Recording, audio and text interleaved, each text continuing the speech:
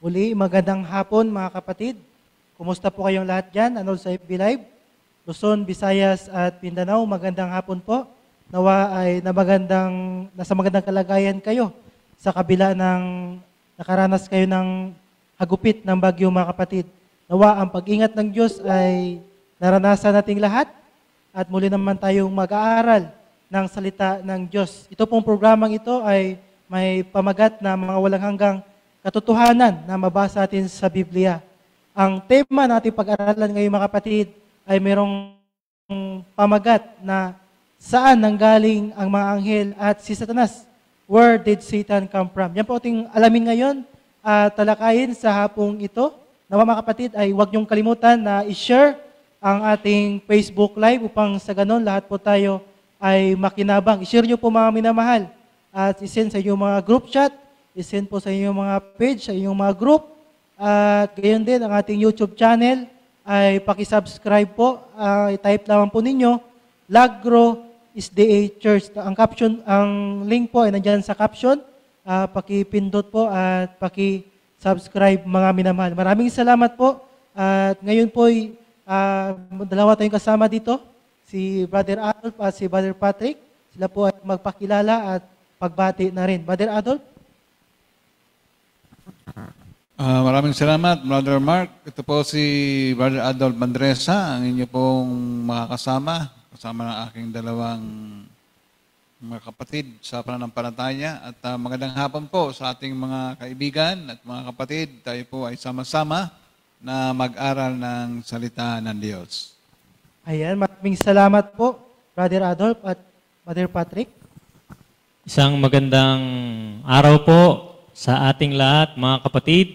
Ako nga po pala si Brother Patrick mula po sa Lagro Church at kinagagalak ko po na makasama kayong lahat sa ating pong gagawin na pag-aaral. Amen. At ngayon po mga minamahal, ang ating tema ay saan nagmula si Satanas. Kung nakaraan po ating pag-aaral, ay ating napag-aralan po kung saan galing ang Biblia at gaano ito kahalaga bilang mga manampalataya. At ngayon po, ating alamin kung saan galing ang mga anghel at sino o saan galing si Satanas. Kasi ngayon po, Brother Patrick, Brother Adolf, ay malapit na ang iyong tinatawag nilang Halloween. Ito ba'y angkop sa ating pag-aaral ngayon mga kapatid. Kaya samahan niyo po kami at bago ang lahat, tayo po muna ay manalangin. Makapangyarihan naming Diyos, kami po sa oras na ito ay samahan po ninyo sa pag-aaral. Pagpalain po ang lahat na nakikinig. Kung saan man sila ngayon, sila man ay nasa lugar kung saan dumadaan ng bagyo. Ikaw o Diyos ang mag-iingat at magpaalala sa amin at ikaw ang magabay sa amin. Kami lahat ay pangunahan ninyo sa panguna ng Banal na Espiritu. Pagpalain po na ikinig at kaming tatlo dito upang mahayag ang inyong salita. Bigyan kami kapangyarihan o Diyos. Ikaw ang siya manguna sa pangalan ng Panginoong Hesus. Amen. Ayan po mga minamahal. Saan nagmula si Satanas? Yan po yung ating alamin ngayon, mga kapatid. Sabi nga sa ating talatang sauluhin, sabi sa Psalms 34, verse 7.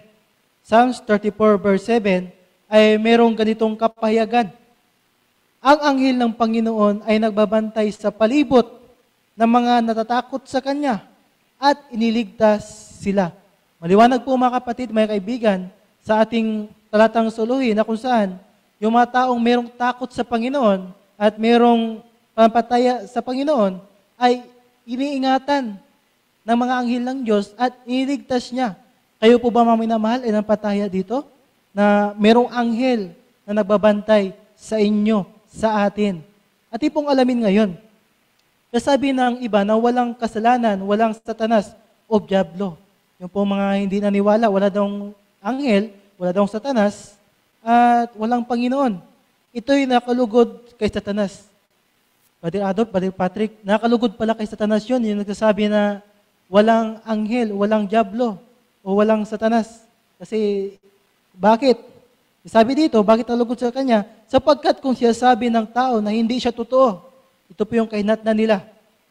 Hindi nila susubuking iwasan ang kanyang mga bitag. Kaya sa ating pag-aaral ngayon, ay ating malaman kung ano ang mga bitag at paraan para magtagumpayan ito. May paraan po, may solusyon ng Diyos sa kabila ng merong Satanas. Kaya ating alamin saan ba ito galing at saan patutungo itong Satanas na ito. Brother Adolf, ano ang ilang mga bagay sa napananagutan ni Satanas sa sanlibutang ito? Okay. Kung ito po ay babasahin natin ang nasa Juan 8:44 ay mababasa po natin ang ganito. Kayo'y mula sa inyong amang dyablo, at ang nais ninyong gawin ay ang kagustuhan ng inyong ama. Siya'y isang mamamatay tao, buhat pa ng pasimula, at hindi naninindigan sa katotohanan, sapagkat walang katotohanan sa kanya. Kapag siya ay nagsasalita ng kasinungalingan, siya ay nagsasalita ayon sa kanyang sariling likas, sapagkat siya ay isang sinungaling at ama ng kasinungalingan. So dito po ay maliwanag, Brother Mark, na ang sabi ng Panginoon, Jesus, ay yung kausap na yung mga ayaw kumilala sa Kanya, ay ito daw si Satanas ang ama ng mga sinungaling at saka mamamatay tao.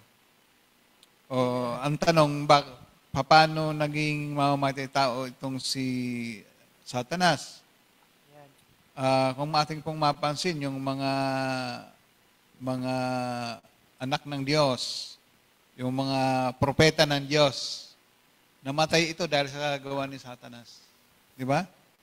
So, hanggang ngayon, maraming mga mamamatay tao. So, ang mamamatay tao, ang ginagamit sila ni Satanas. Kaya ang sabi ng Panginoon, ay ito yung ugali, ito yung likas ni Satanas, sapagkat siya ay isang sinungaling at ama ng kasinungalingan.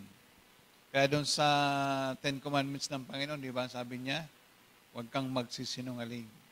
Kasi nga, ang promotor ng kasinungalingan, itong si Satanas. Sabi nga dito, liniwanag ni Jesus na nalalaman niyang mayroon tunay na dyablo. Si Satanas na dapat managot sa lahat ng kasinungalingan, pati ng laman, pagpatay at iba pa dito sa sanlibutan. So, accountable si Satanas sa mga gawain ng mga kasamaan dito sa sanlibutan dahil sa yung nag-uudyok sa mga tao na gumawa ng masama.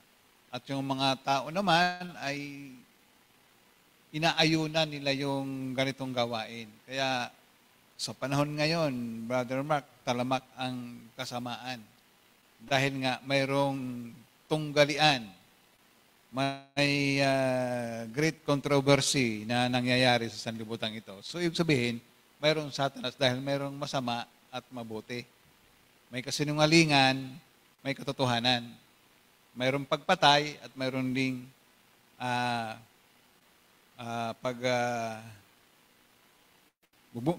pagkabuhay. So, dito po ay pinatunayan ng ating Panginoong Hesus na mayroon talagang masama. Na ito na nga po ay si Satanas. Amen. Kaya mga kapatid, dalawa yung nakita ko sa binanggit ni Brother Adolf, na itong Satanas na ito ay siya yung ama ng kasinungalingan at mamamatay tao. Paano nagiging mamamatay tao, mga kapatid? Pag ang isang tao ay galit sa katotohanan at galit sa kanilang kapwa-tao, yung galit, mga kapatid, ay katumbas yun ng pagpatay sa kapwa mo. Yun po yung kay Satanas, yung galit. Galit siya sa katotohanan at gusto niya yung pag-awayin ang mga tao. Kaya mga kapatid, itong mga tao dito na galit kay Jesus, ay sinabihan niya, kayo sa inyong amang dyablo, sapagkat galit sila kay Jesus. Galit sila kay katotohanan na walang iba. Katotohanan ay si Jesus. Galit sila doon. Kaya tawag sa kanila ni Jesus ay, tawag dito ay sa kanila amang dyablo. Killer at liar. Yun ang likas daw na ni Satanas. Yun ang likas niya.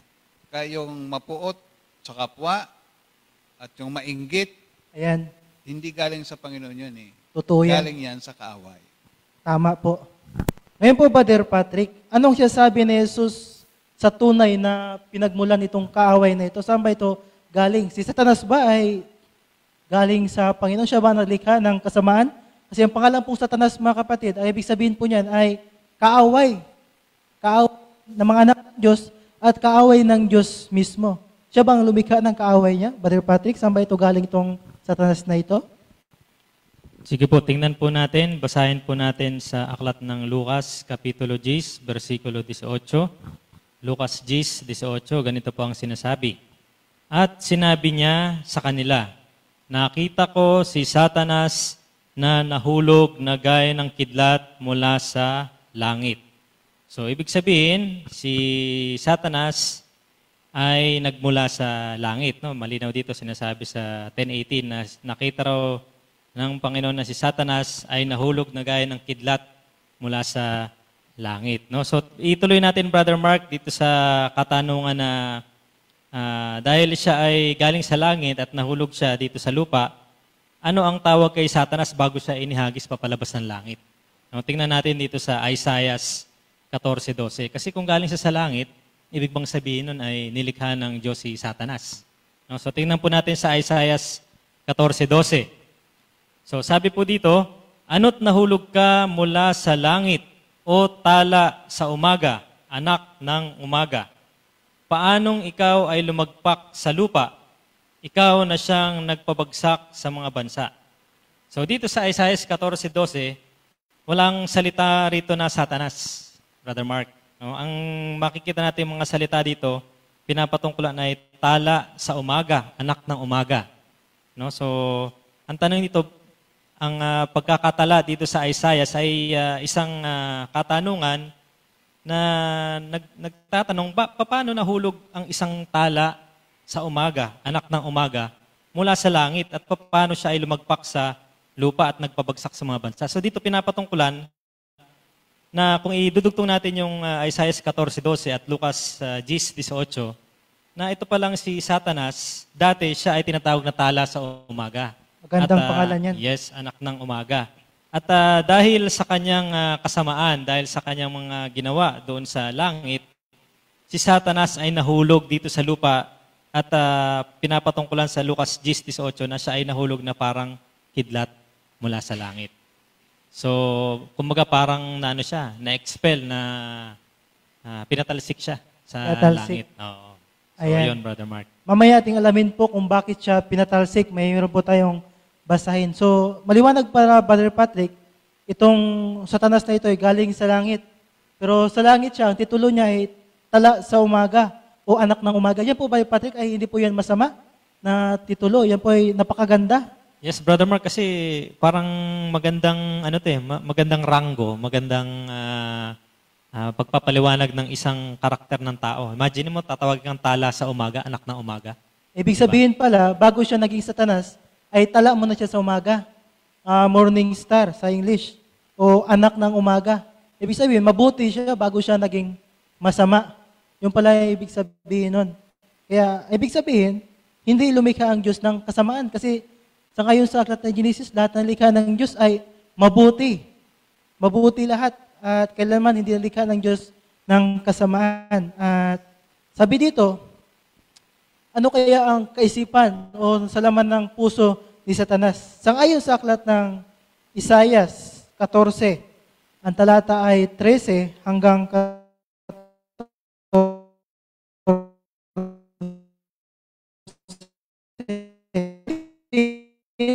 Sinabi mo, puso, prepare. Ako'y aakyat sa langit. Sabi niya, ako'y aakyat sa langit. Sa itaas ng mga bituin ng Diyos. Yung mga bituin ng Diyos, doon yung mga anghel. So yung mga bituin, sa kayon sa aklat ng Hope, ay yun yung mga anghel, sumusimbolo sa mga anghel. Yung mga bituin. Siya daw ay aakyat sa itaas, sabihin, doon siya sa mas mataas pa, sa mga anghel ng Diyos. Aking itatag ang aking trono sa itaas. Saan niya itatag? Doon sa taas ng mga anghel. At sabi pa niya, ako'y uupo sa bundok ng pinagtitipunan. Gusto niya maging leader. Yung gusto niya. Na malayong hilaga. Ako'y aakyat sa itaas na mga kaitasan ng mga ulap, gagawin ko ang aking sarili na gaya ng kataas-taasan. Aba, maging Diyos. Grabe, no? Itong Lucifer na ito, na isa siyang nilalang lamang ng ating Panginoon. Ang kanyang puso ay nagsasabi na aakyat siya sa taas at gimataas pa siya sa mga anghel, yung mabituin ng Diyos, yung po ay mga anghel, at sabi, itatag niya ang kanyang trono doon sa itaas at upo siya doon sa titipunan. Sabihin, maging mataas pa siya sa kanila at tataas ang kanyang ranggo. At sabi niya, maging gaya ng kataas-taasan, maging gaya ng Diyos. Sino bang papayag ito, mga kapatid? Na siya lamang ay isang nilalang. Palitan niya pa yung lumalang sa kanya. Gusto niya pang higitan. Kaya dahil sa kanyang pagmamataas, si Satanas ay anghel ng kalatian. Tama yun. Ngunit siya ay nagpasyang hindi na siya kailangang magpasilalim sa paghahari ng Diyos. Ayaw niya magpasakop. Padre Adolf, Padre Patrick, ayaw niya magpasakop. Ayaw pasakop, kaya yung puso ng isang tao na ayaw magpasakop sa iglesia o sa patuntunan o sa namumuno, ay hindi sa Diyos yan. Yan niya ay nature ng kaaway na ayaw magpasakop. Gusto niya ay siyang mangunguna, siya ang maghahari na maging gaya ng katastasan. Siya, ako, akin. Gusto niya ay siya ang sundin, naging self-centered na itong nilalang ng Panginoon na ito, itong Lucifer. Kaya siya ngayon ay naging Satanas. Siya mismo ang gumawa ng sarili niyang kasalanan. Hindi galing sa Panginoon ang kasalanan. Ito po gagagawa ng isang nilalang ng Panginoon. Padre Adolf, ano po nangyari? Pagkatapos na si Satanas ay nagmamalaki, ang kanyang puso, nagmamataas. Ano ang nangyari sa kanya? Dito po kung ating babasahin ang Revelation, yung Apocalypse chapter 12, verses 17 to 9, 7 to 9 ng Revelation chapter 12. Ito ang sinasabi dito. At nagkaroon ng digmaan sa langit. Si Miguel at ang kanyang mga anghel ay nakipagdigma sa dragon. Ang dragon ay Satanas at ang kanyang mga anghel ay nakipagdigma. Ngunit hindi sila nagwagi, ni walang lugar para sa kanila sa langit. At itinapon ang malaking dragon, ang matandang ahas na tinatawag na Diablo, at Satanas, ang mandaraya sa buong sanlibutan. Siya ay itinapon sa lupa at ang kanyang mga anghel ay itinapon kasama niya. So kung ilalarawan mo, Brother Mark, isang parang digmaan. Kung nakapanood ka ng mga digmaan nung mga panahon ni na Alexander the Great, di ba? Ang patayan. Espadahan. Ito po yung nangyayari kung isa sa larawan natin. At talagang nagkaroon ng paglalaban ang grupo ni Miguel at ang grupo ni Lucifer. So, yung dalawang grupo na yung. So, ngayon, mayroon pala silang mga kaalyado dito. So, dito po, dahil sa ang labanan ito ay, ang nagwagi dito ay si Miguel at ang kanyang mga anghel. Si Kristo yun. Ang ating Panginoong Jesus. Sabi dito, sa ilang panahon, sinimulan ni Satanas ang kanyang panukala ng panghihimagsik. So, yung mga pagmamataas, paghihimagsik, yung pagkainggit, galing niyan kay Satan. Sabi niya, tuso at mapanlinlang siyang gumawa sa kalagitnaan ng mga anghel. So, nalinlang niya yung mga kasamahan niya. At niwala sa lugar para sa kanila sa langit. So, inalis sila sa langit. At dito po, at sinikap na isama sila sa kanyang panig upang manghimagsik laban sa Diyos. Marami ang sumasama sa kanya. Tinipon ni Miguel ang kanyang mga anghel at inihagis si Satanas at ang kanyang mga mapanghimagsik na anghel palabas ng langit. Patungo sa lupang ito, mula doon ang lupang ito ay ginawa ni Satanas na kanyang headquarters, timpilan niya. So, dito po ay mayroon tayong mababasa doon sa ibang talata na sabi doon sa aban ng lupa sapagkat hinahagi sa inyo ang si Satanas na may malaking galit. So dahil nga dito sa paghimagsik ni Satanas ay nagawa pa niyang labanan yung kanyang manlalalang. Diba? Yung kanyang manlalalang ng Panginoong Diyos ay nagawa pa niyang labanan, maghimagsik. So, sa panahon natin mga kaibigan, mga Brother Mark, yung pag-aalsa, hindi yan galing sa Panginoon eh. Galing yan kay Satanas. Para ang kanyang layunin, gumawa siya ng sarili niyang gobyerno, sarili niyang pamahalaan, na gusto niya siya rin ay sundin at kilalanin bilang nangunguna sa kanila. Kaya yung si Satanas ay walang maibibigay na mabuting halimbawa o kaya mabuting maidudulot, kundi puro karahasan. Kung titingnan natin itong sa mga gobyerno, sa mga pamahalaan, yung mga nag-aalsa, hindi mabuti ang kanilang layunin, kundi sirain, manggulo, o magpahirap. Yun po ang layunin ni Satanas. Ayan, maliwanag pala mga kapatid. Kaya yung puso natin ay dapat lagang ingatan na dapat magkaroon tayo ng puso na pagpapasakop. Kasi kung merong pag-aalsa, ay merong kaguluhan na magaganap. Wala pong katahimikan sapagkat merong rebelde, kumbaga. Kaya mga kapatid, dapat tayong merong pagpapasakop. Magtulungan tayo bilang mga mapataya upang palaguin ang ating pampataya. Hindi yung gagawa tayo ng panibagong pampataya o panibagong grupo para paghati-hatiin yung iglesia. Kaya po yung aral makuha natin dito na kung saan ay meron tayong pagkakaisa, yung pagpapasakop sa isa't isa. Ito po ay ayon sa Diyos, pero yung hindi walang pagpapasakop, ito naman ay kagagawan ng kaaway. Kaya ngayon, paano ba inilarawan ni Ezekiel, no? Brother Patrick, ang kalagayan ni Lucifer dati, kung sino siya, na sabi kanina, nagmamataas siya, pero bago siya nagmamataas, sino mo na siya, at tingin ko ito yung dahilan kung bakit siya nagmamataas.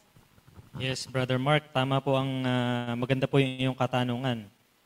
So, dito po sa Ezekiel 28, 12 hanggang 15 ay napakaganda po ng pagkakalarawan kay Lucifer.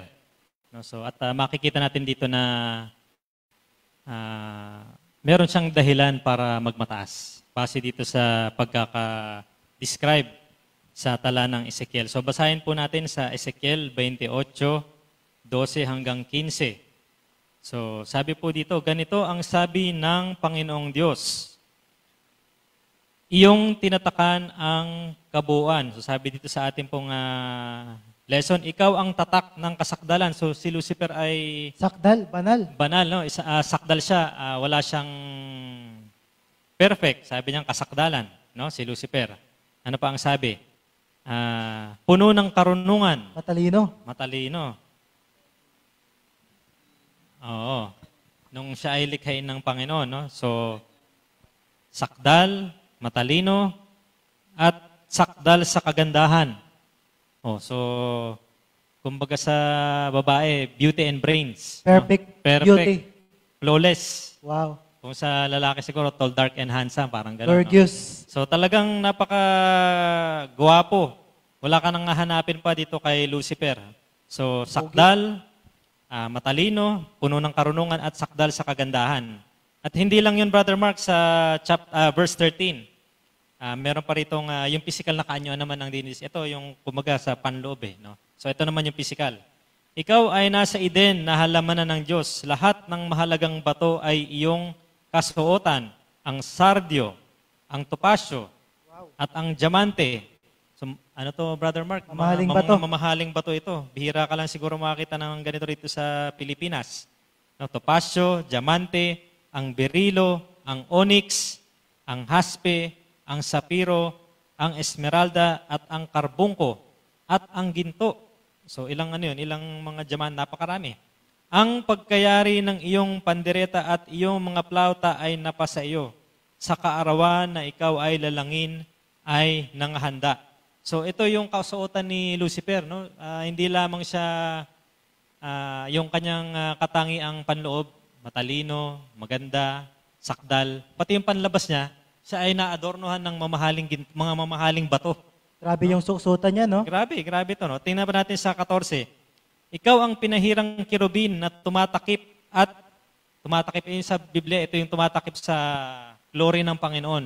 No? Siya ang tumatakip, covering cherub, sabi nga sa English, no? At itinatag kita na anupat ikaw ay nasa ibabaw ng banal na bundok ng Diyos. Ikaw ay nagpanhik manaog sa gitna ng mga batong mahalaga. So, si Satanas yung, kumbaga, walang restriction kung saan niya gustong pumunta. Siya ay tumatakip sa kaluwalhatian ng ating Panginoon. Siya ang covering cherub.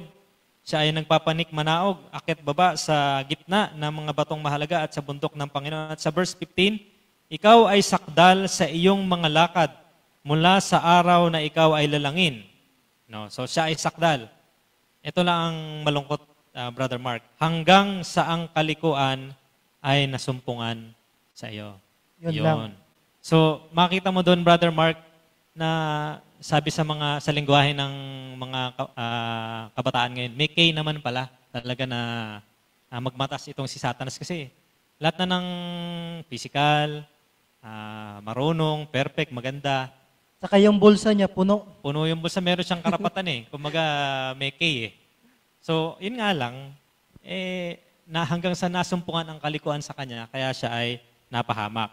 So sabi dito sa ating pong binabasa, si Lucifer ay isang magandang nilalang, isang anghel sa lahat. Subalit, ang pagmamalaki ang nagdulot sa kanyang pagbagsak. Na ito po ay ang sinasabi sa 28:17 ng Ezekiel.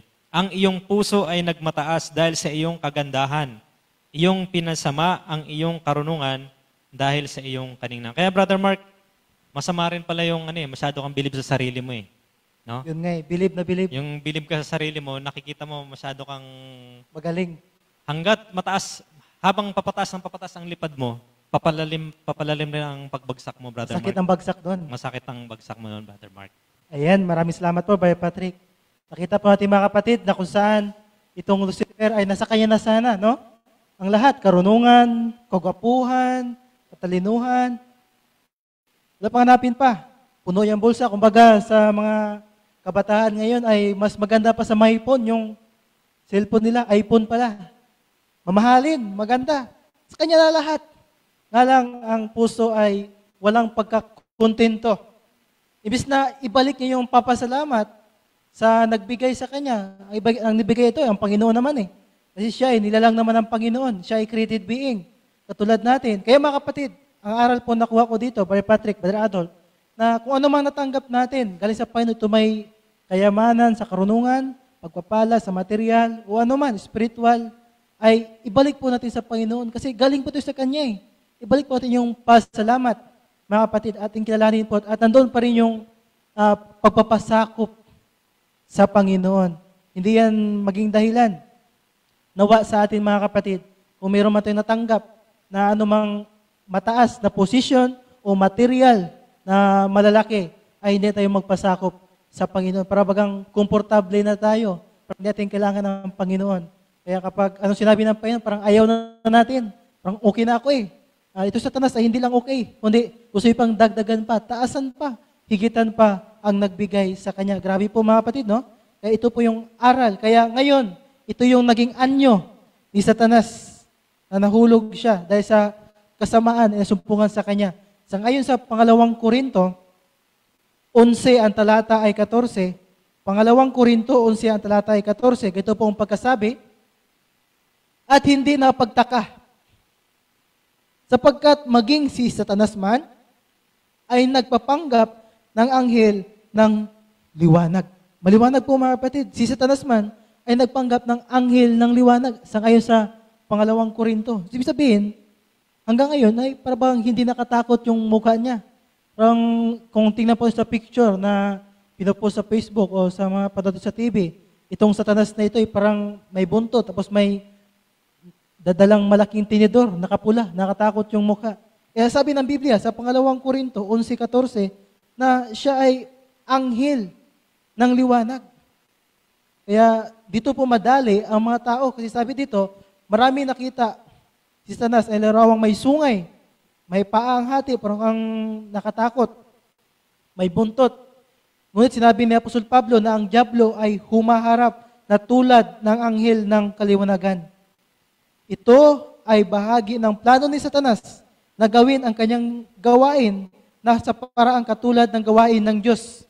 Sa ganitong paraan, makapanlin lang siya ng maraming tao. Makapanlin lang ba siya, Brother Patrick, Brother Adolf, kung nakatakot yung mukha niya na manghahabol siya ng tao? Siyempre, hindi. Kaya gagamitin niyo yung magandang paraan, magandang bagay at iba't ibang posisyon, iba't ibang opportunity, magaganda, pero ang dulo naman ay kapahamakan. Kaya ngayon, Brother Adolf, ano ang sisikap ni Satanas na gawin sa lupang ito? Kasi nandito siya ngayon eh. Nahulog siya. Ano ang ginagawa niya ngayon dito? Okay, ang ating babasahin ay nasa 1 Peter chapter 5 verse 8. Ito po ang sinasabi. Magpakatalino kayo, magbantay kayo.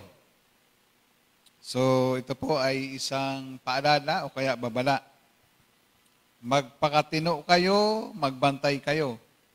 Ang diablo na inyong kaaway ay tulad ng leyong gumagala at umuungal na humahanap ng kanyang malalapa.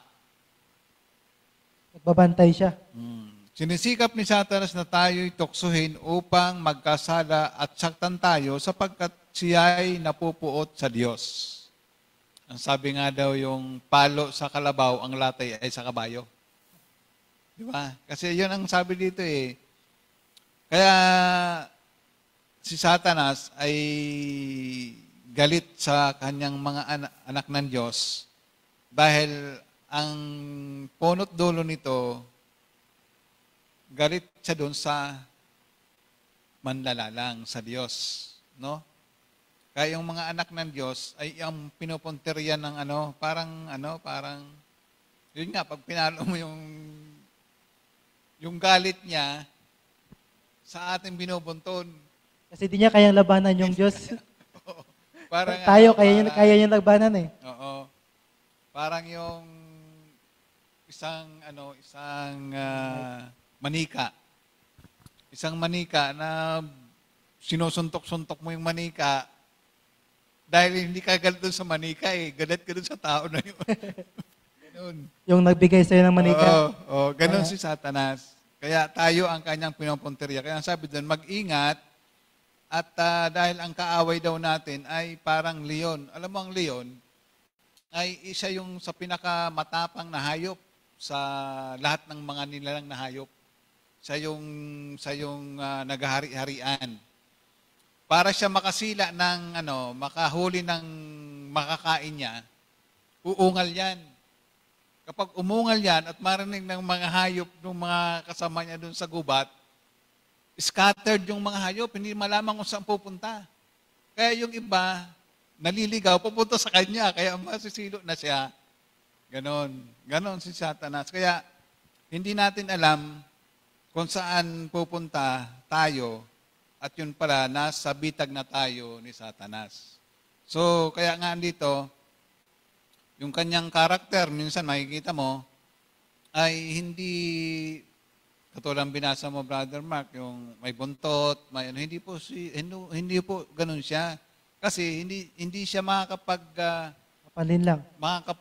panloko ng sino man kung ganyan ang kanyang costume, ganyan ang kanyang hitsura, kundi sabi doon, anghel ng liwanag. So, ibig sabihin, kapuri-puri ang kanyang personality. Magagandahan ka pag tingnan mo siya. Oo. Kaya yung mga nagbibenta ng mga gamit, di ba? todo naka-attire pa yan dahil para doon pa lang sa kanilang personality, maano ka na eh. Ma-attract. Oo, ma-attract ka. Lalo na kung magsasalita pa, di ba? Si Eve tsaka si Adam, di ba naloko doon sa kanyang pagsasalita? Ganon po si Satanas. Kaya hindi natin alam na tayo pala ay nabudol-bodol na ng kaaway. So, yun po. Galit si Satanas sa atin dahil daw galit siya sa Diyos. Kapag tayo'y nagkasala, tayo'y tutungo sa panig ni Satanas. Diba? Kung tayo gumagawa ng kasalanan, ang ibig lang sabihin nun na tayo pumapanig kay Satanas. Hindi sa Diyos, sa ating Panginoon. Hindi naman layunin ng Diyos na magkasala tayo eh. Hindi niya kagawan yun. Ang gumawa nun, yung kaaway. Kaya maliwanag, no, mga kapatid, na kung saan ay sikapin natin na magpasakop at sumunod sa Panginoon sapagkat itong diablo na ito ay hindi nagtagumpay sa ating Panginoon. Kaya kung nasa Panginoon tayo, ipaglaban tayo ng Panginoon. Ngayon, Father Patrick, sabi ko kanina na ang nilikha ng Diyos ay puro mabuti, maganda, perpekto, sakdal, walang karumihan. Ang kahulugan ng salitang diablo ay kaaway, negatibo, kasamaan. Ito ba ay nilikha ng Diyos, yung diablo? Na ibig sabihin ay kaaway. Okay, Brother Mark. Kagaya po nung ating mga talatang nabasa no, sa Ezekiel, sa Lucas, at saka sa Isaias, pinapakita po doon na hindi po ginawa ng Diyos ang diablo. No? Ginawa ng Diyos si Lucifer. At si Lucifer ay ginawa ng Diyos na sakdal. Kagaya nung binasa natin sa Ezekiel, siya ay sakdal, maganda, puno ng katalinuhan at siya po ay nababalutan ng mga mamahaling diamante, ng mga bato, ng mga hiyas. No, so, walang ginawa ang Diyos na diablo. Ngunit kaya siya naging diablo dahil sa sarili niyang kagustuhan, sa resulta ng kanyang desisyon. No? Kasi alam mo, lahat tayo ay binigyan ng Panginoon ng kalayaang pumili, freedom to choose. No, so, hindi naman tayo ginawa ng Diyos na parang robot na nakaprogram na ito ang ating gagawin at kung anong iutos ng Panginoon, yun lang ating gagawin. Ngunit, binigyan tayo ng kalayaan ng Diyos na pumili kung ano yung gawing, kung ano ang ating gagawin, kung masama ba o mabuti. Parang kagaya ng sanggol yan. No? Ang mga tao naman ay lahat, siyempre, pinanganak na sanggol. No? Inosente, maganda, walang kamuwang-muwang. Ngunit habang ang sanggol ay lumalaki, dahil sa impluwensya ng kapaligiran, ng mga tao. So, depende sa impluwensya, sila ay maaaring mapahamak, maaaring mapabuti. So, ito ay sa sarili na nilang desisyon. No? Kagaya ng nagba-bodybuilding, wala namang pinanganak na maskulado eh, di ba? So, paano ka magiging maskulado? Di siyempre, magba-barbell ka, magbubuhat ka. So, sariling kagawan. Sarili mo, pinili mo yun eh. Kaya ka naging maskulado kasi pinili mo na mag-bodybuilding. O, ganun din yung mga matataba. O, wala namang pinanganak na mataba na bakit tumaba yan? Siyempre, kain ng kain. Sarili din yan. Hindi na-control yung appetite. Kaya yun. O, ganun din yun. Kung mataba ka na at gusto mo rin pumayat, pwede rin. Sa sarili din. Diet uli. Pagpasya. Pwede. Kaya, sabi dito sa ating talata, binabasa, nilalang ng Diyos si Lucifer na maganda at sakdal na anghel ng kaliwanagan. Ngunit dahil sa pagmamalaki, siya ay naghimagsik laban sa Diyos at ginawa niyang diablo ang kanyang sarili. So, kasalanan, si Lucifer ang pumili nun. Walang ginawa ang Diyos na diablo o satanas. Kundi kung ano yung si Lucifer, si Satanas at diablo, yun ang kinahinatnan ng personal na pagpapasya ni Lucifer. Ayan. Maliwanag pala mga kapatid. No, malinaw na kung saan walang ginawa ang Diyos ng kasamaan. Ito po ay kagagawan ng kanyang nilalang na Lucifer. Perfecto yun nilalang niya. Ang pagka-perfecto niya at kagandahan ay ginamit niya sa mali. Yung kanyang puso ay mayroong kalayaan. Ginamit niya sa maling pagpasya. Ayan, yung nagpasya siya na mamataas laban sa Diyos. Hindi siya nagpapasakop. Kaya ngayon, may katanungan ng marami. Bakit kaya hindi lang pinatay, no? Itong Lucifer na ito, doon pa lang sa langit nung siya ay nagmamataas. Siya ay nag-alsa laban sa Panginoon. Mga kapatid, mga kaibigan, tandaan po natin na ang ating Diyos ay Diyos ng pag-ibig. at Diyos ng pagkapantay-pantay. Kung pinatay itong Lucifer na ito, makita ng mga anghel ng Diyos natin ay mamamatay tao. At tandaan natin, ang Diyos ay pag-ibig. Ang pagsunod nila ay hindi na dahil sa pag-ibig ng Diyos, kundi dahil sa takot na sila. Kung ayaw na sunod, baka patayin sila. Mabagsik na ang Diyos. Kung ganun, papatayin niya itong Lucifer na ito. Kaya, ganun din naman tayo mga kapatid. Dahilan kung bakit tayo sumunod sa Panginoon, dahil nakita natin ang Diyos ay pag-ibig. Yan po yung rason. Dahilan siya ang umibig sa atin. Kasi makita ng mga anghel na ang Diyos ay mabagsik, hindi na pag-ibig. Kaya siguro, maging dahilan ng pagsunod nila, sumunod sila sa Diyos, ay ang Diyos ay malupit, matapang, takot ang dahilan. Pero yan po ay hindi galing sa Panginoon. Kasi ang Diyos natin, ang karakter niya, ay nakaibabaw yung pagmamahal, pag-ibig, mga kapatid. Kaya ang pinuksa daw ng Diyos, si Satanas, doon pa lang sa langit, hindi na sana maunawaan ng ibang mga nalang sa sensinukob ang kasamaan ng kasalanan. Kaya isa din sa purpose, para makita kung gaano kalupit ang epekto ng kasalanan na kagagawan ng isang nilalang. Ibig ng Diyos na siya'y sundin ang kanyang mga tagasunod sa paraang pinili nila. Kaya dito yung kalayaan, yung pagpasya natin. At hindi dahil sa natatakot sila sa Kanya. Kung papatayin itong diablo na ito, parang pagsunod nila ay dahil sa takot na sila sa Diyos, takot silang patayin. Pero hindi yung nature ng Panginoon. Ang nature ng Panginoon ay kabanalan, kasakdalan. Bawat niya lang sa sansinukob ng Diyos ay malayang makapili kung susundin niya o hindi ang Diyos. Kaya ang dahilan kung bakit sila sumunod, bakit tayo sumunod, ay dahil ang Diyos natin ay pag-ibig. Siya ang umibig sa atin. Mahal niya tayo, hindi dahil sa takot tayo. Hindi dahil sa papatahin tayo, kundi dahil sa iniibig tayo ng Panginoon. Ayan, Brother Adolf. Dahil nandito na itong kaaway na kung saan ay nahulog din ang ating unang mga magulang. Ano ang naging resulta sa kailang paglabag? Ano ang kabayaran ng kasalanan at itong gantimpala o kahinatnan ni Satanas sa huling panahon? Meron siyang kahinatnan, mga kapatid, at basahin ni Brother Adolf. So, dahil nga ang si Satanas ay nagkasala, ang sabi ng Biblia dito sa Romans chapter 6 verse 23 ay ganito, sapagkat ang kabayaran ng kasalanan ay kamatayan. Ngunit ang kaloob ng Diyos na walang bayad ay buhay na walang hanggan kay Kristo Jesus na Panginoon natin. So, sa kabila ng ang si Satanas ang may likha, no? Ang may dala ng kasalanan ay yun po ang magiging kabayaran nito ay kamatayan. So, kailangan mayroong consequence yung kamatayan. Pero, ang binabanggit dito na walang bayad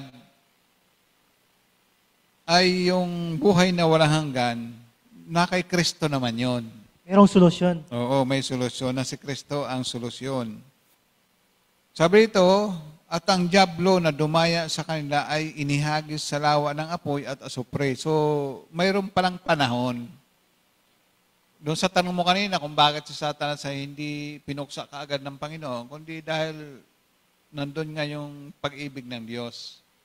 At alam ng Panginoon na darating ang panahon na si Satanas ay kanya itong susupilin at kanya itong tatapusin. Kaya sabi doon, ang diablo na dumaya sa kanila ay inihagis sa lawa ng apoy at asupre. Sa Revelation chapter 20, verse 10.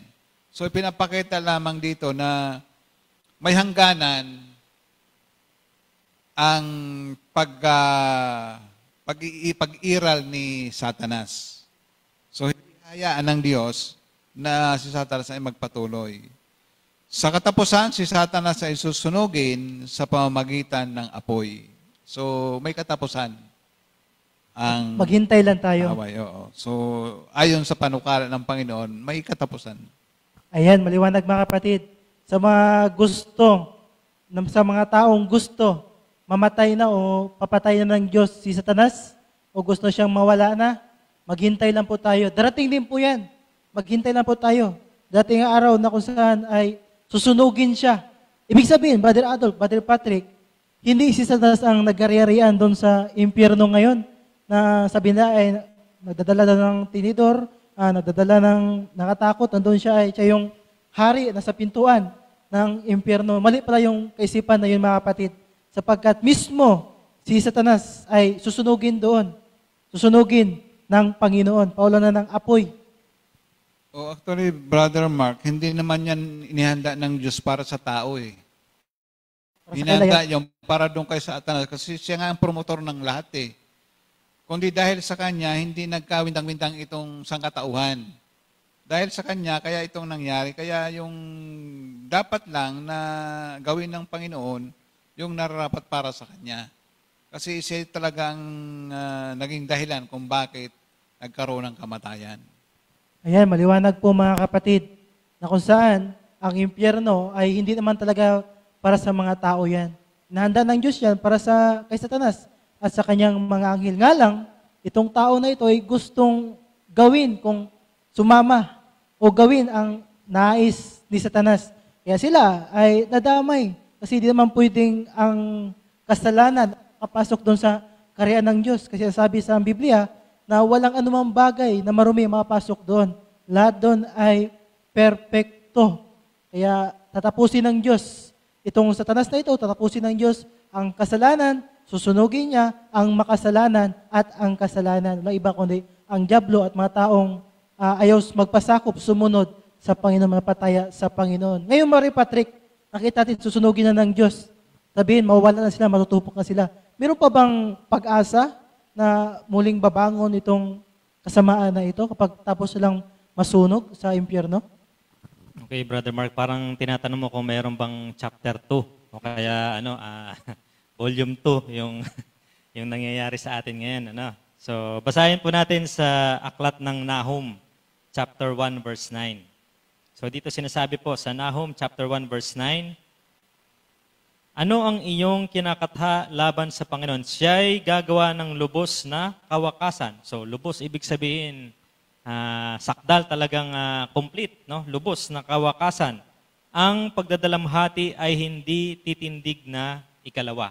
So dito po, malinaw mga kapatid na kapag ka ang Diyos ay gumawa ng lubos na kawakasan, ang talagang final end, ay pati yung pagdadalamhati ay hindi na po ito mangyayari sa ikalawa. Tingnan natin dito sa Revelation chapter 20. Revelation 21 chapter 4. Kasi alam mo yung Brother Mark, yung mga naramdaman natin na kapighatian, lahat ng mga kahirapan na nangyayari sa sanlibutan natin ngayon ay bunga yan ni Satanas. Siya ang nagdala niyan sa atin dito. At sinasabi dito, tinatin sa 21 verse 4 ng Apokalipsis. At papahiri niya ang bawat luha sa kanilang mga mata. So pagka nagkaroon ng lubos na kawakasan, papahirin ng Panginoon ating mga luha. At hindi na magkakaroon ng kamatayan. Hindi na magkakaroon pa ng dalamhati o ng pananambitan man o ng hirap pa man. Ang mga bagay ng una ay naparam na. So wala nang part 2, Brother Mark. Wala nang part 2. Wala nang part 2 kapag nagbigay na ang Diyos ng lubos na kawakasan ng final end ay talagang wala na, hindi na wala nang bakas. Sabihin, wala nang effect. Wala nang second chance. Wala na talagang pati lahat ng consequences, yung epekto ng kasalanan, wala na rin yun. Hindi na makakalimutan natin bibigay. Yan ay good news sa atin, Brother Mark. Amen. Amen. Good news sa atin kung tayo ay nampataya, nagpasakop sa ating Panginoon, mayroong pagsunod.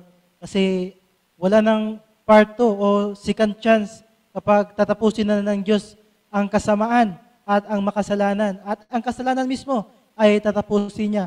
At tandaan po ating mga kapatid, sa pagtatapos ng Diyos sa kasalanan, doon sa langit, doon sa bagong langit at bagong lupa, ay wala ng puno ng pakilala ng mabuti at masama. Tatanggalin na ng Diyos. Ibig sabihin, wala ng pagkakataon pa ang tao na muling mahulog sa kasalanan. Wala na kasi tatanggalin na ng Diyos yun. Totally total na kawakasan ng kasalanan ang gagawin ng Diyos. Ibig sabihin, mga kapatid, na nakita ng Diyos na hindi talaga maganda ang epekto ng kasalanan. Kaya tatanggalin niya at wawakasan. Ito po yung pag-asa nating lahat, mga kapatid. Kasi napakaganda. Wala ng diablo, wala ng kasalanan, at wala ng epekto ng kasalanan. Kasi wawakasan. Ito yung pag-asa nating lahat kung tayo po ay matili sa Panginoon. Ating Panginoon ay tagumpay na at kailangan lamang natin ay matili sa Kanya, sumunod sa Kanya, sigurado ang pagtatagumpay.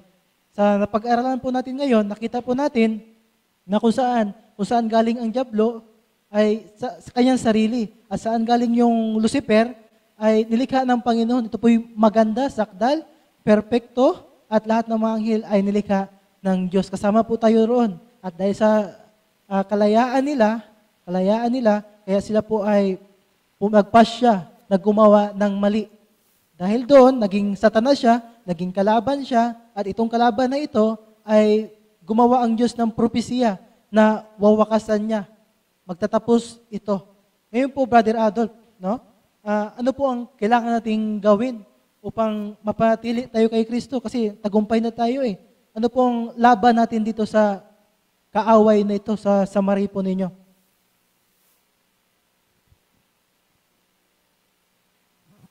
Kung ating mapansin, mga kapatid, ay wala tayong ibang magiging sandata kundi ang salita ng Diyos. Amen.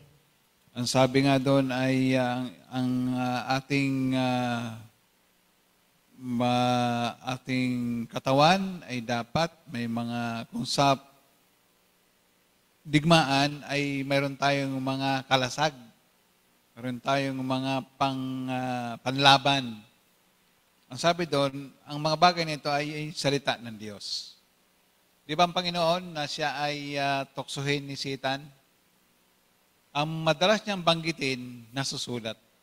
Amen. Nasusulat ayon sa salita ng Diyos. Kaya si Satanas ay palagi siyang natatamimi kapag sinabanggit ng Panginoon na nasusulat dahil sa salita ng Diyos. So yun po ang ating sandata na maging maingat tayo, maging matalino para tayo ay makapanagumpay sa mga tukso ni Satanas. Kung tayo ay malayo sa salita ng Diyos, maaari tayong matukso. Tingnan mo si Eve. Dapat sila kasama ng Panginoon palagi. Ang problema, lumayo siya. Kaya siya natukso. So kailangan palaging malapit sa atin ang salita ng Diyos. Amen. Kailangan din po natin, mga kapatid, ang magtulungan. Ang nakita ko po din doon, bukod sa nasusulat, Brother Adolf, hindi niya ginawa kung anong nais na Satanas. Sinabi ni Satanas ay, kaya mo bang gawin ang batong ito maging tinapay? Ginawa ba ni Jesus yun? Opo, kaya ni Jesus na gawin yun. Pero niya ginawa. Mga kapatid, kung anong nais si Satanas, kung anong gusto niya, ang wag nating gawin. Wag nating gawin kung anong gusto niya. Ating alamin yan, malaman natin yan sa pamagitan ng pagbabasa natin ng Biblia. Ang gusto lamang niya ay yung ayaw magpasakop sa Panginoon at ayaw sumunod.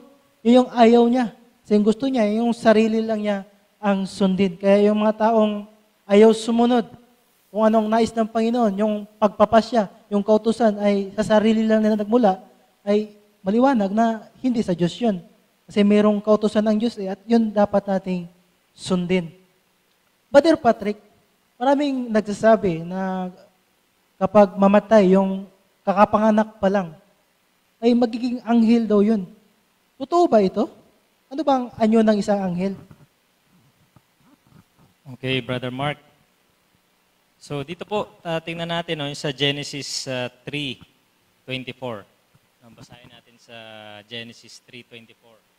Tamang-tama yung tanong mo dahil ngayon ay Halloween. No? Maraming mag-celebrate ng Halloween. Dadalaw daw yung mga kaluluwa. Dadalaw daw yung mga kaluluwa. So sabi dito sa Genesis 3:24.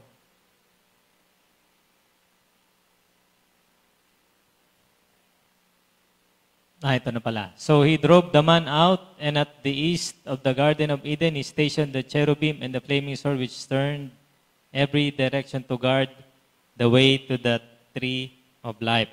So, sabi dito, ang mga anghel ay mas mataas na anyo ng mga nilalang. Sila minsan ay tinatawag ng mga kerubin, ayon sa ating nabasa, no? At serapin o kaya kerubim. Bago pa mamatay ang tao ay mga anghel na. Bago pa mamatay ang tao ay may mga anghel na. Kaya hindi sila maari mga espiritu ng mga namatay. Kasi yung tanong mo, Brother Mark, kung yung bang mga anghel na namatay ay espiritu. Yung mga sanggol. Oo. So sabi dito, bago pa man mamatay ang tao ay may mga anghel na. No? Ayon sa ating nabasa. Kaya hindi sila maaring maging espiritu ng mga namatay. Sila ay isang ganap na ibang uri ng nilalang kaysa mga tao. So sabi nga doon na ang mga anghel ay mas mataas na uri kaysa sa mga tao. At sa kabilang dako, nilikha ang tao na mas mababa kaysa sa mga anghel. So, Magkaiba talaga sila. magkaiba, separate talaga 'yon na hindi yung mga taong namatay ay espiritu at yung mga espiritu na ay mga anghel. Sinasabi sa atin ni Apostol Pablo, siya'y ginawa mong mababa kaysa mga anghel. Yan po ay nasa Hebreo 2:7. So, yung mga anghel ay hindi po yan espiritu ng patay na tao. Dahil magkaiba yung tao sa anghel. Bago pa man din ginawa ang tao ay meron na mga anghel dun sa langit. Amen. Maliwanag mga kapatid, no? Mali pala yung paniniwala na ang isang buntis na nanganak at pag nanganak na siya, namatay yung kanyang sanggol, ay naging anghel daw. Yung sabi ng iba maging anghel. Kaya sabi pa bantayan nyo yung kapatid o yung mga magulang. Yan yung sabi ng iba. Anong tawag yan, Brother Adol? Sabi-sabi lang yun ng mga tao, pero wala naman talagang record na ganun. Sabi-sabi lang. Ayan, yan po mga kapatid ay sabi-sabi lang. Yung mga makalumang paniniwala o tradisyon na paniniwala. Kaya mga kapatid, maliwanag na magkaiba tayo at sa anghel. Mas mataas ang anghel kaysa sa atin. Hindi po tayo maging anghel. Magkaiba po tayo nilalang. Hindi po tayo magkatulad na uri. Kaya napakalaga bilang mga nilalang ng Diyos na nandoon yung paggalang. Brother Patrick, bago ko basahin ito, meron mong katanungan sa inyo. Nakita po din kanina na itong anghel ay wawakasan sapagkat sila ay nagkakasala laban sa Panginoon. Wawakasan sila ng Panginoon. Merong propesiya na sila ay tatapusin itong Satanas na ito at kasama ang kanyang mga anghel na 1/3 o 3 bahagi. 33%, kumbaga sa 100%, napakarami din nila. Wawakasan ng Panginoon. So, nakita natin dito na tagumpay ang Panginoon. Ano ang kailangan nating gawin pang mapatili tayo at laban to sa kaaway na ito? Kasi siya ngayon ay nandito pa sa mundo. Gumagala. Naghanap ng maging kasama niya doon sa impyerno. Yes, Brother Mark. Sangayon ako doon sa sinabi kanina ni Brother Adolf na talagang dapat ang ating magiging sandata ay ang salita ng Panginoon. Amen. So dapat alam natin, siyempre kailangan nating malaman kung ano yung salita ng Panginoon at yun lamang ang ating panghahawakan. Sapagkat wala namang ibang kagaya nga ng nabasa natin, ang anghel ay mas mataas kaysa sa atin. Di ba, Brother Mark? So ano ba si Satanas? Di ba, dati siyang anghel. So ibig sabihin, mas mataas si Satanas kaysa sa atin, mas meron siyang kapangyarihan. Ngayon, paano natin matatalo si Satanas? Walang ibang pwedeng ipangtalo kay Satanas kundi ang salita ng Panginoon. Kaya Amen. dapat lagi nating panghawakan, itago natin sa ating mga puso, pagbulay-bulayan natin araw at gabi ang salita ng Panginoon. At sinasabi dun sa Filipos 4:13, no? Sabi I can do all things through Christ who strengthens me. Amen. So, yung ating kalakasan dapat mag-uugat, manggagaling sa ating Panginoon para kung ano man yung mga temptation, mga pagsubok, mga masasamang bagay na iniisip ng kaaway laban sa atin ay kaya po natin ito mapanagumpayan. Amen. Kaya mga kapatid, nakita po din kanina na ang anghel pala ay mas mataas kaysa sa atin. Ibig sabihin, Brother Patrick, Brother Adolf, mas malakas sila kaysa sa atin. Kaya tayo mga kapatid ay mas mangailangan tayo ng mas malakas pa sa anghel na makalaban sa kanila. Okay. Kasi Satanas na ito ay malakas din at walang iba makalaban kundi si Kristo. Doon tayo magtagumpay. Sige po, Bay Adolf. Ating dagdagan yung ating sagot dun sa tanong ng Brother Mark. Dito sa Ephesians chapter 6, verse 13 hanggang 17. Kaya't kunin ninyo ang buong baluti ng Diyos upang kayo'y makatagal sa araw ng masama. At kung magawa na ninyo ang lahat ay tumayong matatag. Kung magawa na natin ang lahat, dapat tayo tumayong matatag. Kaya't tumindig kayo na ang inyong mga baywang ay nabibigkisan ng kasuotan na suot ang baluti ng katuwiran. At nakasuot sa inyong mga paa ang pagiging handa para sa ebanghelyo ng kapayapaan. Kasama ang lahat ng mga ito, taglayin ninyo ang kalasag ng pananampalataya. Nasa pamamagitan nito ang inyong masusugpo ang mga nag-aapoy na palaso ng masama. At taglayin ninyo ang helmet ng kaligtasan at ang tabak ng Espiritu na siyang salita ng Diyos. Amen. So yan po ang ating kailangan. At kung tayo magtatagumpay sa pamamagitan ng mga itong ating binasa, ay magtatagumpay tayo dahil ang ating sandata, ang ating pinanghahawakan ay salita ng Diyos. Amen. Kaya nga, salita ng Diyos ay matalas ito kaysa alimang tabak. Si Kristo nga ay napaglaban sa dyablo. Sabi niya sa Jude 9, sabi niya ay, sawayin ka nawa ng Panginoon. Yung term no, mga kapatid, sawayin sa pamagitan lamang ng salita ng Panginoon. Ang salita ng Panginoon ay makapangyarihan. Makapangyarihan. Kaya ngayon mga kapatid, nakita po din sa ating pag-aaral na kung saan ay itong Satanas na ito ay naging kaaway natin at kaaway ng Diyos na mayroon siyang kahinatnan na impyerno. At yung mga anghel ay nilikha ng Diyos. Sino bang masunod? Yung Panginoon o yung mga manggagawa o alipin? Walang iba kundi ang Panginoon na masunod. Ito ang ayaw ni Satanas o ni Lucifer na sundin, magpasakop sa Panginoon, mga kapatid. Tingnan po natin ang mga anghel kung paano siya tatawag sa Panginoon, kung gaano sila kagalang. Tingnan po natin sila at ihambing po natin kung ano dapat na pagtawag natin sa Panginoon. Tingnan po natin ang Isaiah 6. Isaiah 6, verse 2. Verse 2 hanggang 3. Ang sabi po dito, sa itaas niya ay nakatayo.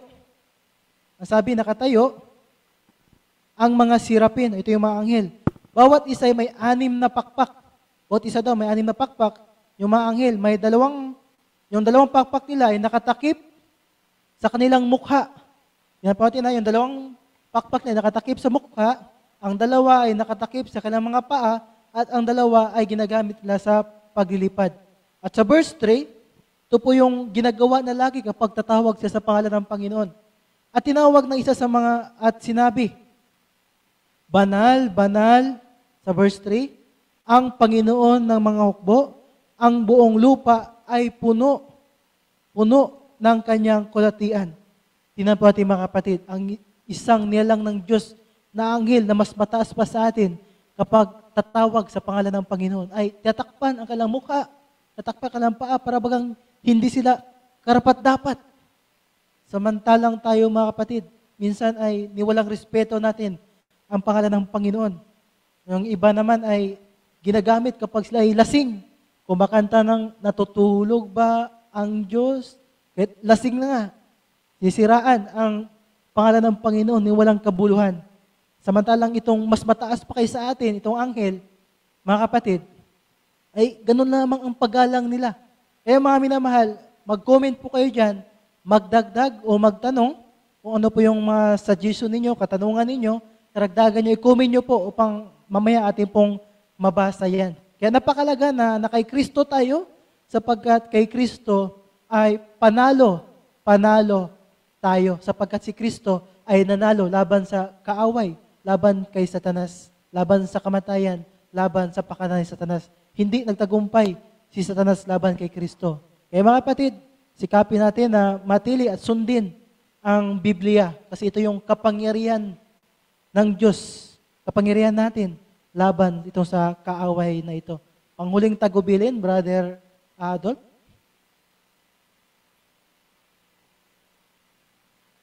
Huling tagubilin, opo. Okay, so tayo po ay nagpapasalamat at sana tayo ay magpatuloy sa pagkakilala sa ating mahal na Diyos, na patuloy na ating pag-aralan at basahin ang banal na Biblia sapagkat dito po tayo makakasumpong ng matiwasay na pamumuhay at peace of mind.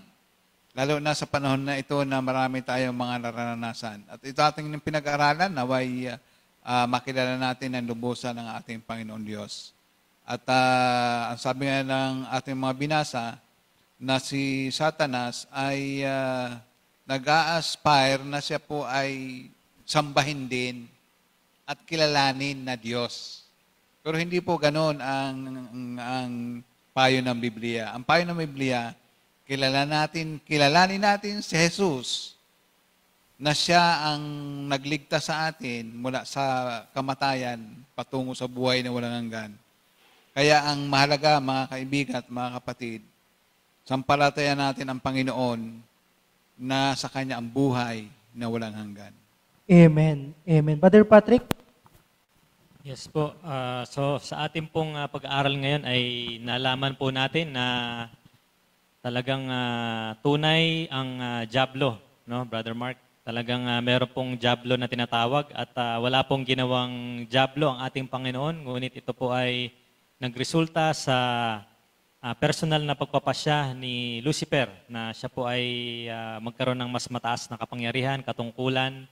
At tama po yung sinasabi sa Mateo na kung sino man ang nagmamataas ay ibinababa ng ating Panginoon. Kaya ito rin po nawa ay maging silbing aral sa bawat isa sa atin na ating pong bantayan ng ating mga sarili sapagkat sa mga panahon na nais po nating magmataas, no, itaas ang ating sarili, ay tiyak na kapamakan ang darating sa ating mga buhay. Kaya po magsilbi nawang aral ang ating pong napag-aralan sa hapong ito. Yun lamang po. Amen at amen. Kaya mga kapatid, mga kaibigan, tayo po ay magpasakop sa Panginoong Diyos, magpasakop sa isa't isa. Kasi ito ayaw ni Satanas ang merong pagpapasakop, pagsunod. Kaya mga kapatid, tayo po ay magpasakop kay Kristo, matili kay Kristo, magpatuloy sa pampataya upang meron tayong kapangyarihan. Sa Bisaya pa ay gahom, laban ito sa kaaway na ito. Kaya inyong comment po ang inyong pagbati at karagdagan, katanungan. Tayo po ay magtatapos sa pamagitan ng awit at mamaya po ay basahin natin yan.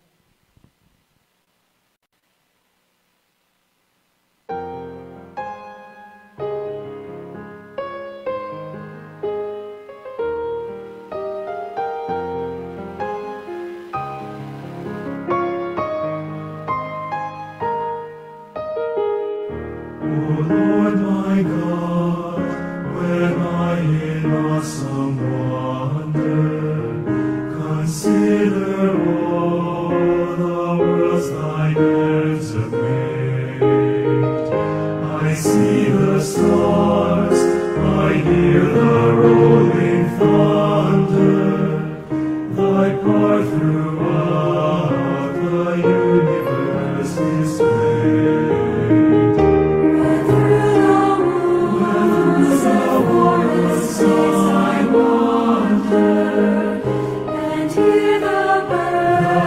Sing sweetly in the trees when I look down from lofty mountain grandeur and hear the brook and feel the gentle breeze. Then sings my soul, my Savior God, to thee. How great thou art! How great thou art! Then sings my soul, my Savior God, to thee. How great thou art! How great thou art! How great thou art!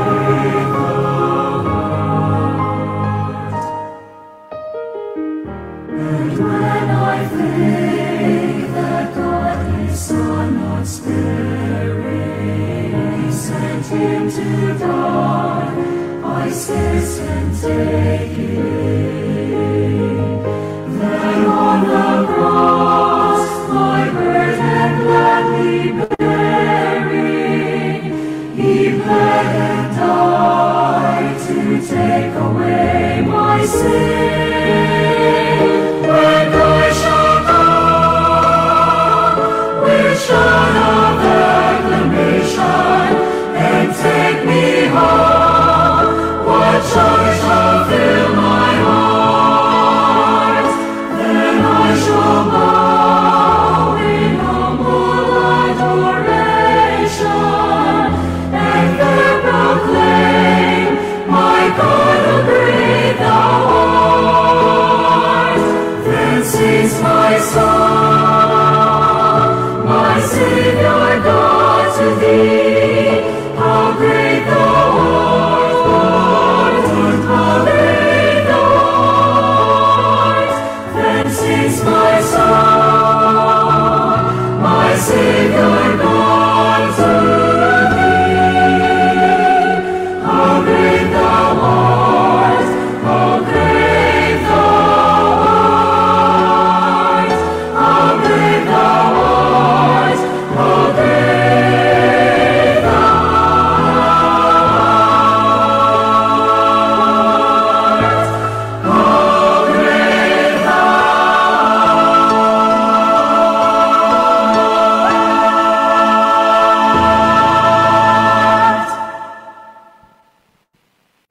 Maraming salamat po sa inyong pagsubaybay, mga kapatid, mga kaibigan. I-share nyo po patuloy at abangan muli sa sunod na i-live natin sa sunod na Sabado. At ako'y nag-iwan ng salita na kung si Kristo ay nasa atin, sino ang makalaban sa atin? Kaya mga kapatid, si Kristo ang ating tagumpay, ang Diyos ang ating tagumpay. At ngayon po, babati ni Brother Adolf ang lahat ng mga nanonood.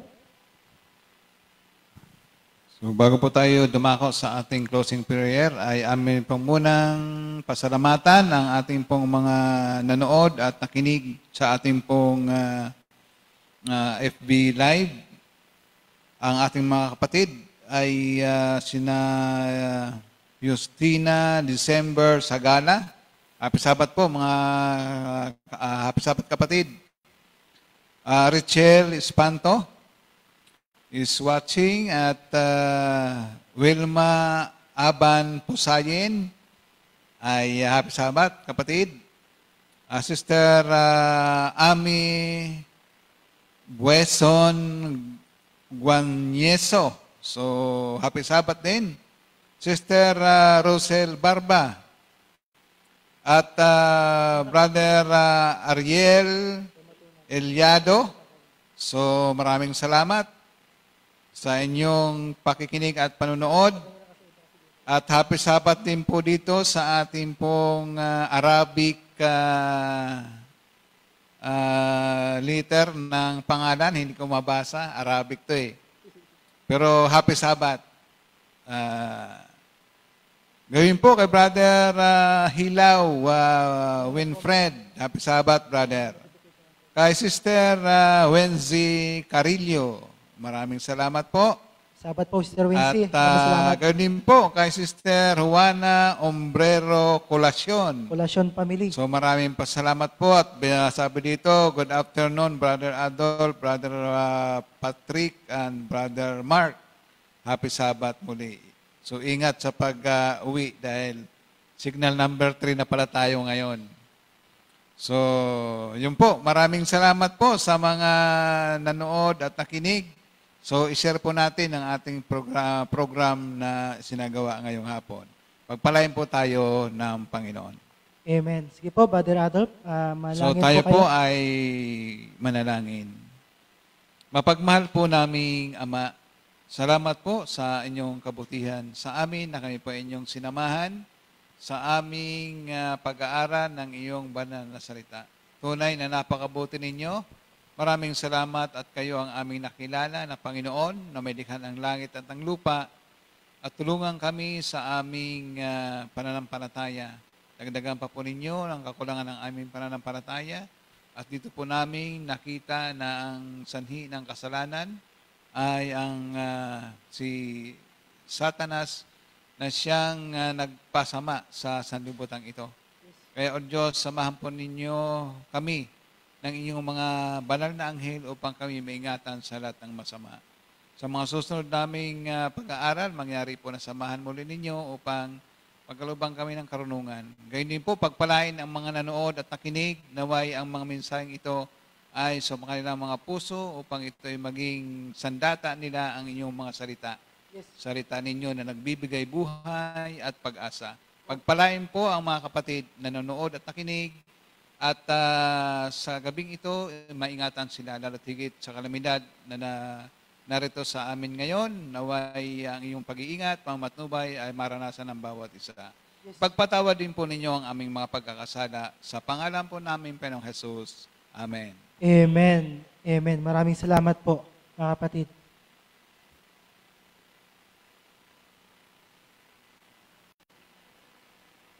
Thank you.